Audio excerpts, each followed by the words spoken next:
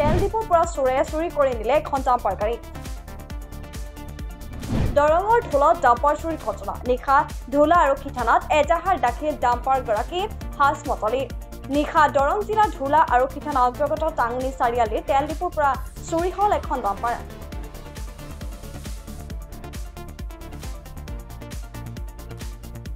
মাজনিশা গাড়ীখনৰ চালকে তেল ডিপোত ৰখাই ঘৰলৈ গুচি অহাৰ প্ৰায় 2 ঘণ্টামান পিছতে চুৰি কৰি নিলে ডাম্পাৰখন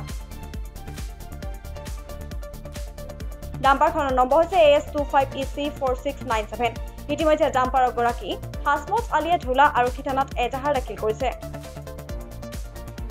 গাড়ীখনৰ ওচৰে পাজৰে কোনো নথকাৰ সুযোগ লৈ দুজনকৈ চুৰে নিশা 2 বজাত গোপনে গাড়ীখন চুৰি কৰি নিয়ে সেই দৃশ্য চিচিটিভি ফুটেজত দেখিবলৈ পোৱা যায় গাড়ীখনৰ জিপিএছ কাটি চুৰে লৈ যায় গাড়ীখন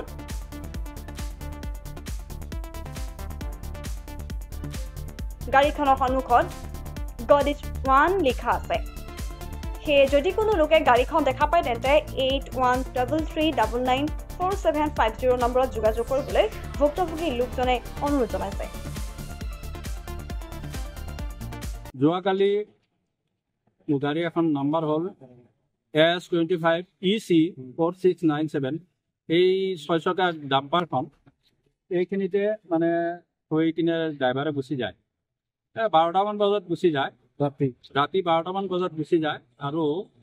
মোৰ জিপিএছ আছে গাড়ীখনত ৰাতিপুৱা মই দেখা পাওঁ ড্ৰাইভাৰ আহি কয় বোলে গাড়ী নাই অন্য ড্ৰাইভাৰ আহি কয় গাড়ী নাই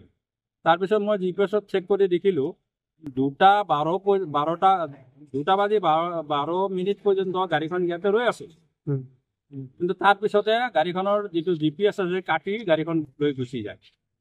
তো এই বুলি কিনে মই থানাত এজাহাৰ এখন দি আহিছোঁ কি ক'ব এতিয়া মানে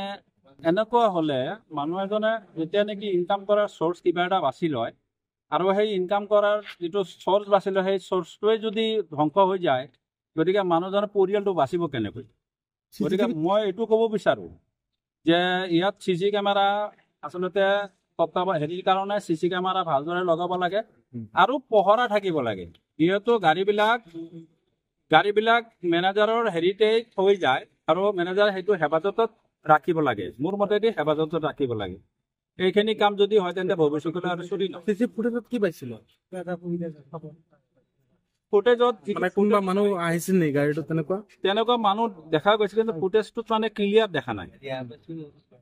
মানে কিবা অলপ কিবা দেখা গৈছে মানুহজনে চিনি পোৱা নাই তাত 2জন মানুহ আহিছিল তাৰে এজনে মানুহে ঘূৰা ফেৰা কৰিলে আৰু এজনে পটকে বুজি গাড়ীখন লৈ গুচি গ'ল এইটো চিঠি কেমেৰাত দেখা গৈছে কিন্তু মানুহজনক আমি কোনেও চিনি পোৱা নাই ৰাইজক কি জনাব ৰাইজক সতৰ্ক হ'বলৈ জনাইছো যিহেতু এতিয়া চোৰৰ উৎপাত বেছি হৈ গৈছে আপোনাৰ গাড়ী সম্পৰ্কে কি জনাব এতিয়া মই ৰাইজলৈ বিনম্ৰ অনুৰোধ জনাইছো কোনোবাই যদি ক'ৰবাত যদি গাড়ীখন দেখা পায় ওপৰত গডিজ 1 লিখা আছে গাড়ীখনৰ এই গাড়ীখন আপোনালোকে জব্দ কৰিব বা থানাত চমজাই দিব সেইটো মোৰ অনুৰোধ কিবা সন্দেহ কাৰোবাৰ প্ৰতি কিবা তেনেকুৱা সন্দেহ কোনো নাই তেনেকুৱা সন্দেহ নাই এইটো যিমান সম্ভৱ বাহিৰৰ ওচৰৰ মানুহ থাকিব পাৰে কিন্তু গাড়ীখন বাহিৰৰ মানুহে লৈ ক'ত ৰাখিছিলে জেগাটো গাড়ীটো এতিয়া বৰ্তমান মই জানিব পৰা মতে বা মোৰ ভাৱ মতে এইটো গুৱাহাটীৰ ফালে গুচি গৈছে গাড়ীখন হয়তো মেঘালয়ত লৈ যাব নহ'লে হয়তো ফালে আৰু মানকাচৰৰ ফালে লৈ যাব পাৰে নহ'লে ভিতৰেদি আকৌ টাংনি চাৰিআলি 1 নম্বৰ থেকৰাবাৰী